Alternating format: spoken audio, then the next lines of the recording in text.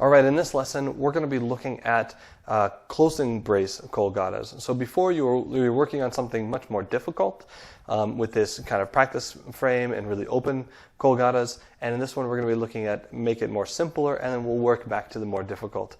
So starting in this lesson, we're going to be looking at close embrace Colgadas, which are my preferred Colgadas, or single axis close embrace turns.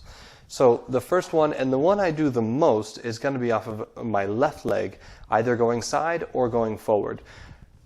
To start, we're going to go with the one going side. As I take this side step, we both take a side step, I'm going to pivot my body, and notice how I turn my standing leg and put my right foot behind her heel. So I've kind of rolled off of her chest, making a little bit of a V, and then I'll bring my heels together and let her roll back into the center.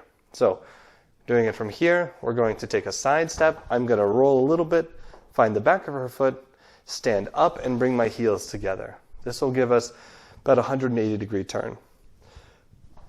If you'd like to turn more, you can put your right foot behind her heel and do it again. So we might make this our first one, and then go one more. So I'm just going to sneak that foot behind her once more, and we can turn. You can do that as many times as you like, just continuing to find the right foot behind and keep going in this way, where you're sending the foot together, collecting your heels. Send the foot, collect your heels. This particular motion is also possible on a forward step, leaders. It's a little bit more difficult because it's harder to get the foot behind that foot, which is not so much the case in this one.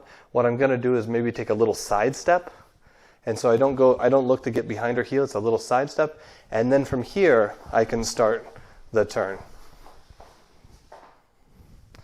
So the motion is the same, but it's more, instead of us looking for the back of her foot, it's almost as we're taking little tiny side steps around her body, or around her axis, and just collecting our feet. Both of these methodologies to getting a single axis turn work. One is a little bit easier, and sometimes it just depends on what you prefer and what feels better in your turning experience. So give those a try, and when you're ready to move on to something harder, we will see you in the next video.